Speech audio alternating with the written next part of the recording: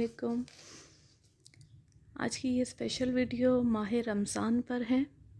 شاہ صاحب اس حوالے سے فرماتے ہیں، عربی میں ماہ رمضان کو شہر رمضان یا ماہ صیام کہتے ہیں۔ شہر شہرت سے نکلا ہے، مشہور چیز کو شہر کہا جاتا ہے۔ رمضان رمز سے نکلا ہے جس کا مطلب ہے جلا دینا۔ رمز سے لفظ رمضہ ہے جس کا مطلب ہے گرم پتھر۔ جب مسلمانوں پر روزے فرض کیے گئے اس وقت موسم گرما تھا۔ عرب کے صحرا کی گرمی قیامت کی ہوتی ہے۔ شدید تپش کی وجہ سے اونٹنی کا بچہ جسے عرب معیشت میں خاص اہمیت حاصل ہے جلس جاتا تھا، اس لیے اس مہینے کو شہر رمضان کہا گیا، جبکہ صیام سے مراد کسی چیز کو ترک کر دینا یا کسی چیز سے رک جانا، اور ماہ جیسا کہ آپ جانتے ہیں کہ مہینے کو کہتے ہیں۔ آپ صلی اللہ علیہ وآلہ وسلم پر نبوت کے ابتدائی ایام میں ایام بیض کے 3 روزوں کے علاوہ 10 محرم کا روزہ فرض تھا۔ بعد ازاں غزوہ بدر سے 1 ماہ اور چند روز پیشتر مسلمانوں پر 30 روزے فرض کیے گئے، چنانچہ غزوہ بدر کے دوران آنے والا وہ مسلمانوں کا پہلا ماہ رمضان تھا۔ قرآن پاک میں روزوں کی فرضیت کے حکم میں اہل اسلام کو یا ایھا الذین آمنوا کہہ کر مخاطب کیا گیا۔ یہ الفاظ تنبیہ اور ندا کے معنوں میں استعمال ہوتے ہیں۔ حضرت امام جعفر صادق نے فرمایا، اس ندا سے عبادت کی کلفت اور مشقت لذت میں بدل جاتی ہے۔ قرآن پاک میں ارشاد ہوتا ہے، اے ایمان والو، تم پر روزے فرض کیے گئے جیسا کہ تم سے پہلی امتوں پر فرض کیے گئے تھے تاکہ تم متقی اور پرہیزگار بن جاؤ۔ گویا پچھلی تمام قوموں پر روزے فرض کیے گئے۔ حضرت آدم علیہ السلام کو جب جنت سے زمین پر روانہ کیا گیا تو زمین کی تپش سے حضرت آدم علیہ السلام کی جلد جلس گئی۔ ایک روز حضرت جبرائیل علیہ السلام ان کے پاس تشریف لائے اور فرمایا کہ اس جلسی ہوئی سیاہ رنگت کو سفیدی میں بدلنے کے لیے میں آپ کو ایک نسخہ بتاتا ہوں، اور وہ یہ ہے کہ آپ ہر قمری مہینے کی 13، 14 اور 15 تاریخ کو روزہ رکھ لیا کریں۔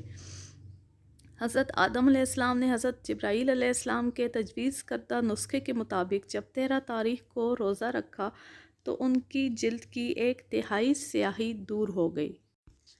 14 تاریخ کو روزہ رکھنے پر آدھی سے زیادہ سیاہی ختم ہو گئی اور 15 تاریخ کو روزہ رکھنے کے بعد ان کی تمام جلد مکمل طور پر سرخ و سفید ہو گئی۔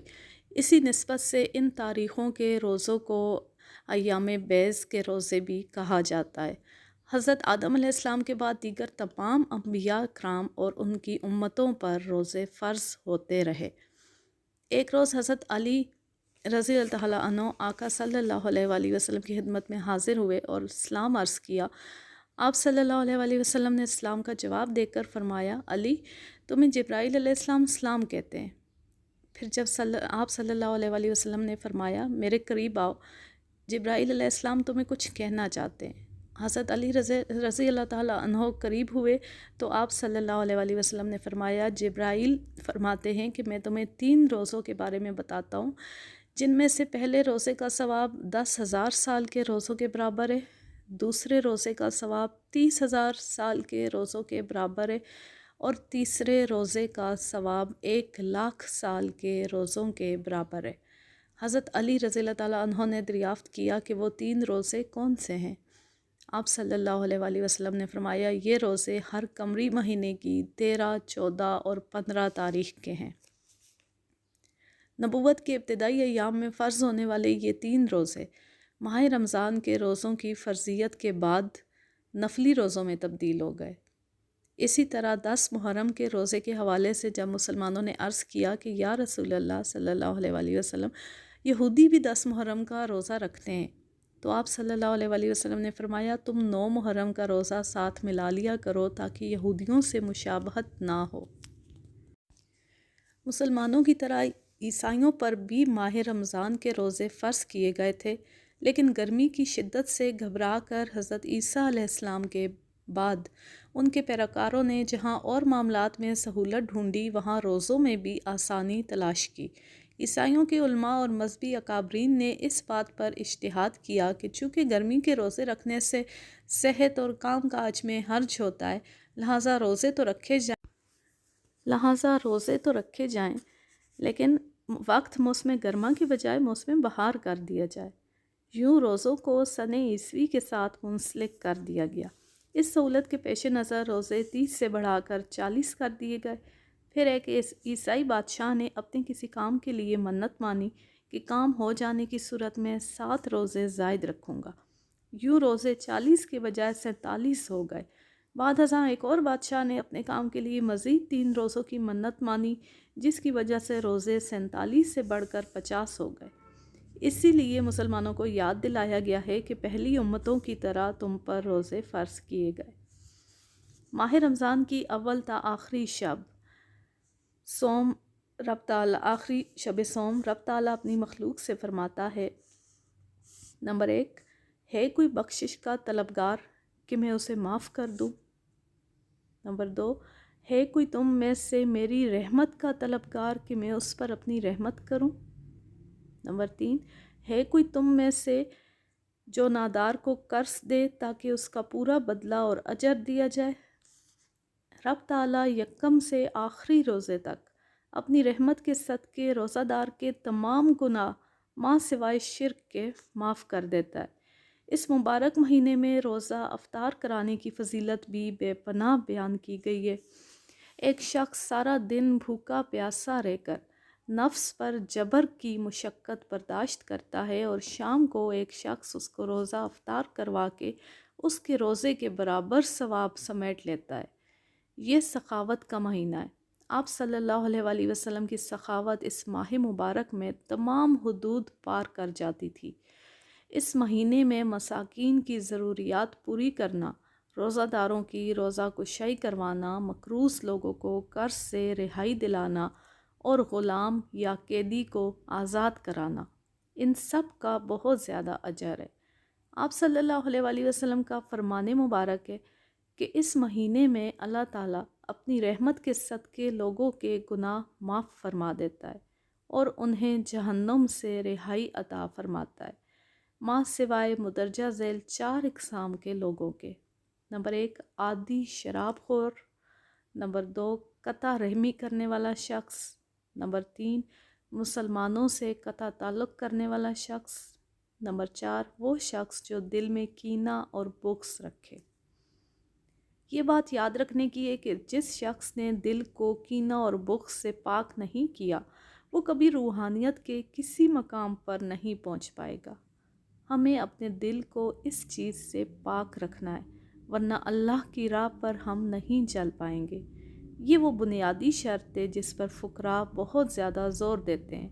اسے دل کی صفائی کہا جاتا ہے۔ قلب کی صفائی کے بعد اس میں کینہ، بغض، حسد اور انتقام ختم ہو جاتا ہے۔ فقیر کبھی مدعی نہیں بنتا، کبھی کسی کی شکایت نہیں کرتا۔ فقیر کا کسی پر گلہ شکوہ اور شکایت مناسب نہیں۔ جس نے ایسا کیا وہ رسوا ہو گیا۔ اگر فقیر کبھی مدعی بنے گا یا شکایت کرے گا تو شرمندگی کے علاوہ کچھ اس کے ہاتھ نہیں آئے گا۔ گلے شکوے سے دور رہنے کے لیے ضروری ہے کہ جو ہی کوئی شخص ہمیں دکھ دے، ہمارے خلاف سازش کرے یا ہمارا نقصان کرے، اس کے یہ حرکت کرنے سے پہلے ہی ہم اسے معاف کر دیا کریں۔ شروع میں شعوری طور پر ہم یہ کوشش کرتے ہیں، لیکن پھر رفتہ رفتہ ہمیں اس کی عادت ہو جاتی ہے اور ہم روٹین میں دوسروں کو معاف کرنے لگتے ہیں، حتیٰ کہ وہ وقت بھی آ جاتا ہے کہ ہمیں یاد ہی نہیں رہتا کہ کس نے ہمارا کتنا دل دکھایا تھا، کس نے تہمت لگائی تھی، کس نے ہماری جڑیں کاٹی تھیں اور کس نے ہم پر کیا الزام لگایا تھا۔ اہل فقر کے پاس اگر کوئی شخص یہ کہتا ہے کہ فلاں نے آپ پر یہ الزام یا تہمت لگائی، تو وہ کہتے ہیں وہ آدمی تو بہت اچھا ہے، وہ بھلا جھوٹ کیوں بولے گا، اس نے میرے بارے میں جو کچھ کہا وہ سچ ہی ہوگا۔ یہ رویہ اپنا کر اہل فقر اپنے دل کو کینہ، بغض اور انتقام سے پاک کر لیتے ہیں۔ ماہ رمضان میں ہم بھی یہ رویہ اپنا کر اپنے نفس اور اپنے کردار کی تربیت کر سکتے ہیں۔ اور اب ایک چھوٹی سی بات میری طرف سے کہ ہم رمضان جیسے ہی شروع ہوتا ہے، ہمارے ہاں اب یہ ایک عام ٹرینڈ بن گیا ہے، افطاری پر بہت زیادہ فوکس ہو جاتا ہے لوگوں کا۔ کیا بنانا ہے افطاری میں، کتنی ڈشز ہو، یہ چیز ہو، وہ چیز ہو، سارا دن آپ خواتین خانہ تو خاص طور پر اسی طرف لگی رہتی ہیں، سوچتی رہتی ہیں کہ کون سی چیز ابھی بنا کے رکھ دی جائے اور کون سی شام کو اینڈ ٹائم پہ بنائی جائے. تو اس پر اتنا زیادہ فوکس کرنے کے بجائے آپ کا فوکس عبادت کی طرف ہونا چاہیے.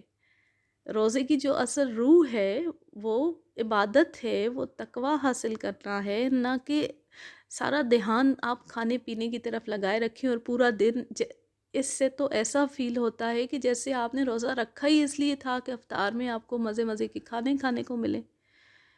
تو تھوڑا سا اس پہ نظر کیجئے. ٹھیک ہے اللہ پاک نے آپ کو عطا کیا ہے تو آپ اپنے اوپر خرچ کریں، آپ کا حق ہے، لیکن یہ دھیان رہے کہ آپ کا فوکس ہٹنے نہ پائے،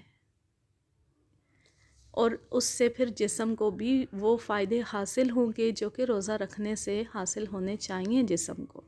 یہ نہیں کہ دن بھر خالی پیٹ رہنے کے بعد آپ اسے اتنا بھر دیں کہ وہ کسر پوری ہو جائے. اب میں لیتی ہوں آپ سے اجازت. جہاں رہیں خوش رہیں، شاد و آباد رہیں. اللہ حافظ. اللہ نگہبان.